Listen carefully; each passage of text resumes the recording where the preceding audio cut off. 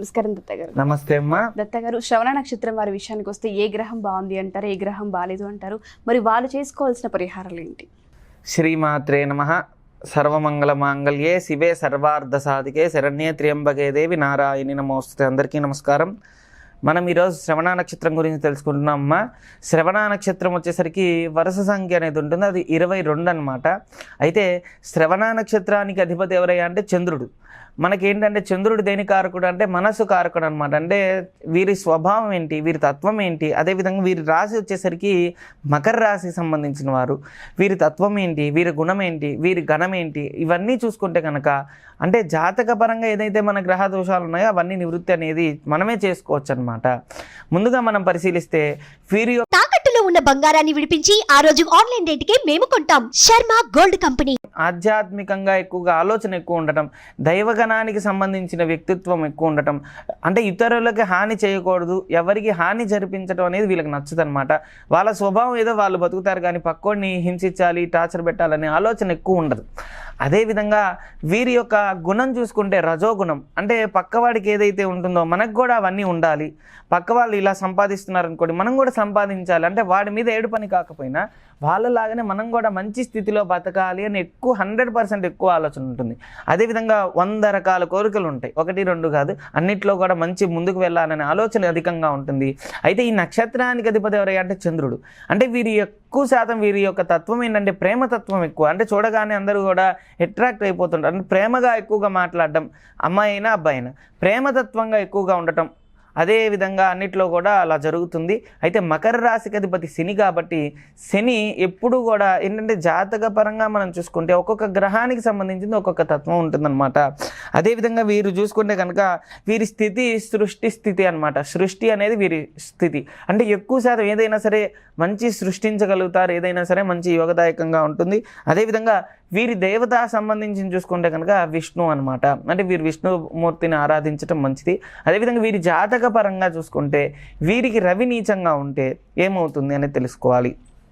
సహజంగా మకర రాశికి అధిపతి శని, అదేవిధంగా వీరి నక్షత్రానికి అధిపతి చంద్రుడు. అయితే వీరికి రవి కనుక మంచి స్థితిలో లేకపోతే ఎక్కువ శాతం శత్రుపీడ ఎక్కువ ఉండటం, మంచి మాటలన్నా చెడుగా అర్థం చేసుకునే వాళ్ళు ఎక్కువ ఉండటం, అదేవిధంగా ఎప్పుడు చూసినా ఏదో ఒక విచారణ అనేది ఎక్కువ ఉంటుంది, ఏదో ఒక ఆలోచన, తండ్రి నుంచి సపోర్ట్ లేకపోవడం, మనం ఎంత కష్టపడినా తండ్రి అనేది కాస్త అంటే గౌరవం ఉండదు. అదేవిధంగా తండ్రిని గౌరవించకపోవడం కూడా జరుగుతుంటుంది.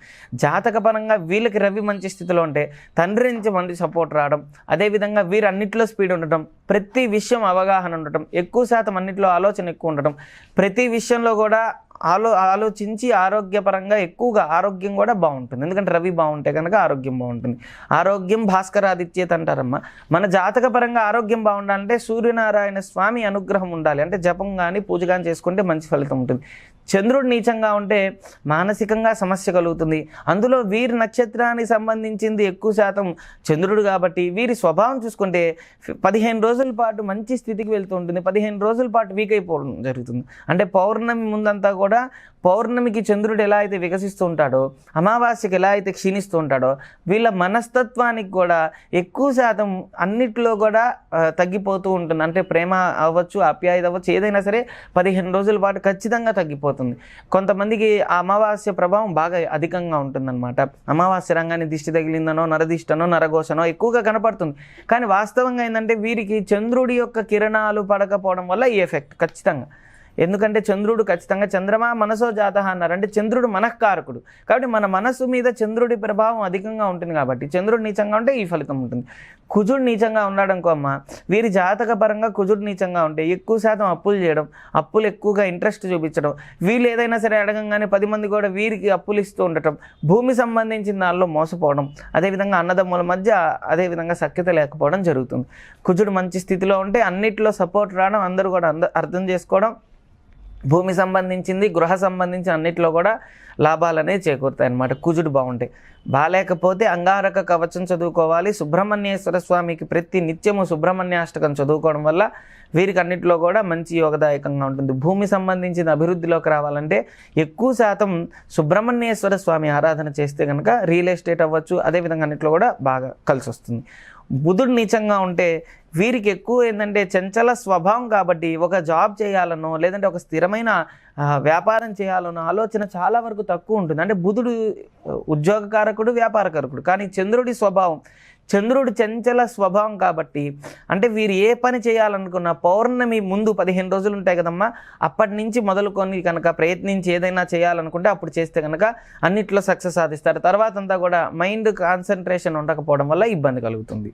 కాబట్టి బుధుడు బాగుండటానికి బుధ కవచం చదువుకోవడం మంచి ఫలితాన్ని ఇస్తుంది. బుధుడు ఉండటానికి మంచి స్థితిలో ఉండడానికి విష్ణు సహస్రనామం చేయాలి. అదే బుధుడు నీచంగా ఉంటే వీళ్ళకి చాలా ఎఫెక్ట్ ఏంటంటే విష్ణుమూర్తి, మరి విష్ణు భగవానుడి దేవత సంబంధించిందే కదా, మరి శ్రవణ నక్షత్రానికి అది దేవత వచ్చేసరికి విష్ణుమూర్తి. కాబట్టి బుధుడికి అది దేవత ఎవరయ్యా అంటే విష్ణు భగవానుడు. కాబట్టి ఎక్కువగా కూడా విష్ణు సహస్రనామం అదేవిధంగా విష్ణుమూర్తిని ఎక్కువగా కొలవడం వల్ల వీరికి సత్ఫలితాలు శీఘ్రంగా వస్తాయన్నమాట. కాబట్టి అన్నిటిలో కూడా మంచి యోగదాయకంగా ఉంటుంది. గురువు నీచంగా ఉంటే వీరికి ఎక్కువ శాతం చదువు పరంగా ఇబ్బంది కలగడం, చదువులో ఆటంకాలు కలిగిస్తూ ఉండటం, చదువు మీద కాన్సన్ట్రేషన్ లేకపోవడం, అదేవిధంగా పెద్దలంటే గౌరవం లేకపోవడం, పెద్దలంటే మర్యాద లేకపోవడం, ఏదైనా సరే తక్కువగా మాట్లాడుతూ ఉండటం, నాకే అన్నీ తెలుసు అనుకుంటూ ఉండడం, ఇట్లాంటివి జరుగుతుంటాయి గురువు నీచంగా ఉంటే. గురు మంచి స్థితిలో ఉంటే అన్నిట్లో కూడా యోగదాయకంగా ఉంటుంది. గురు బలం ఎక్కువ ఉంటే భక్తి జ్ఞానం అన్నిట్లో కూడా మంచి యోగదాయకంగా ఉంటుంది అనమాట. గురు బాగుండటానికి గూగుల్లో కొడితే వస్తుంది. గురు కవచం చదువుకోవడం వల్ల మంచి ఫలితం వస్తుందన్నమాట. శుక్రుడు నీచంగా ఉంటే భార్యాభర్తల మధ్య సఖ్యత లేకపోవడం, ప్రేమ లేకపోవడం, కాన్సన్ట్రేషన్ ఒక దాని మీద లేకపోవడం, అన్నిట్లో కూడా ఎక్కువ మనస్పర్ధలు రావడం, స్త్రీ సంబంధించిన గొడవలు అవుతూ ఉండడం, స్త్రీ వివాదాలు అంటుంటారు, అలాంటివి ఎక్కువగా ఇరుక్కోవడం జరుగుతూ ఉంటుందన్నమాట శుక్రుడు నీచంగా ఉంటాయి. కాబట్టి శుక్ర కవచం చదువుకోవడం వల్ల ఇలాంటి ఎఫెక్ట్ ఏం లేకుండా మంచి స్థితి కలుగుతుంది. ఇంకోటి వచ్చేసరికి ఇప్పుడు శని, వీరి జాతక పరంగా ఇప్పుడు ఏళ్ళనాటి శని ప్రభావం చేత ఎక్కువ శాతం స్థిరత్వం లేకపోవడం, ఏ పని అయినా సరే ఆటంకాలు కలుగుతూ ఉండటం, ఎక్కువ శాతం శని భగవానికి ప్రీతికరమైంది ఏంటంటే కర్మ. శని భగవానికి మనం ఎంత కర్మ అనుభవిస్తే అంత ఇష్టం. కాబట్టి ఆయన వచ్చిన దగ్గర నుంచి కూడా మనం కర్మ అనుభవిస్తూనే ఉంటాం. అంటే కాలు నొప్పులు రావడమనో, మోకాలు నొప్పులు రావడమనో, ఇబ్బంది పడుతూ ఉండటమో, యాక్సిడెంట్లు అవుతూ ఉండటమో, అంటే ఏదైనా సరే ఆయన క్లీన్ చేస్తుంటారు, కానీ అది మనం తట్టుకోలేం. అలా కాబట్టి ఆయన ప్రీతికరంగా ఆయన్ని ఎక్కువ శాతం స్మరిస్తూ ఉంటే, ఎక్కువ శాతం పూజిస్తూ ఉంటే కనుక దాని ప్రభావం మన మీద తగ్గిస్తాడు. కాబట్టి శని భగవానుడికి శని కవచం చదువుకోవడం ఉత్తమం. అదేవిధంగా నల్లటి వస్త్రం ధరించకపోవడం మంచిది. అదేవిధంగా ఎందుకంటే ఏళ్ళనాటి శని జరుగుతుంది కాబట్టి నల్లటి వస్త్రం వేసుకోవడం వల్ల ఇబ్బందికరంగా ఉంటుంది. శని భగవానుడి అధికమైన ఫలితం ఉంటుంది కాబట్టి చాలా జాగ్రత్తగా ఉంటే అన్నిట్లో కూడా బాగుంటుంది. రాహుకేతులు స్థిరమైన కారకుడు కాబట్టి స్థిరంగా ఉండటానికి రాహు కవచం అదేవిధంగా కేతు కవచం చదువుకోవడం వల్ల సత్ఫలితాలు శీఘ్రంగా వస్తాయి. అన్నిట్లో కూడా విజయాలు సాధిస్తారనమాట.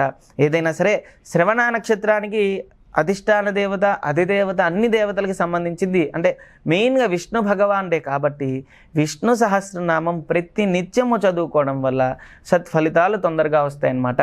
అదేవిధంగా ఏళ్ళనాటి శని జరుగుతుంది కదమ్మా, ధనస్సు రాశి, మకర రాశి, కుంభరాశి 3 రాశులకి ఏళ్ళనాటి శని జరుగుతుంది కాబట్టి ఎక్కువ శాతం శనివారం నువ్వుల నూనె పోసి దండం పెట్టుకోవడం, అదేవిధంగా అన్నదానం చేయడం, ఎక్కువ శాతం నడవడిక ఎక్కువగా అంటే చిన్న వాటికి కూడా చాలామంది ఏం చేస్తారంటే బండి వేసుకొనో కారు వేసుకొని వెళ్ళిపోతుంటారు కదా.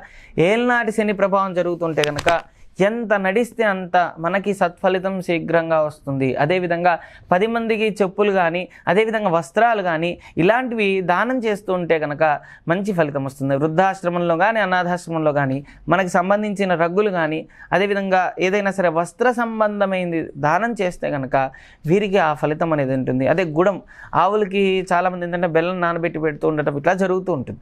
ఇలాంటివి ఏదైనా సరే చేస్తే కనుక అన్నిట్లో కూడా మంచి ఫలితాలు వస్తాయి. శనగలు బెల్లం 2 కలిపి నానబెట్టడం కానీ ఇలాంటివి జరిగితే కనుక ఆరోగ్యంగా ఉంటారని చెప్పి శాస్త్ర ప్రమాణంగా ఉందన్నమాట. థ్యాంక్ యూ దత్త గారు. ఓం శ్రీ దత్తాయ నమః. ఓం శ్రీ దత్తాత్రేయాయ నమః.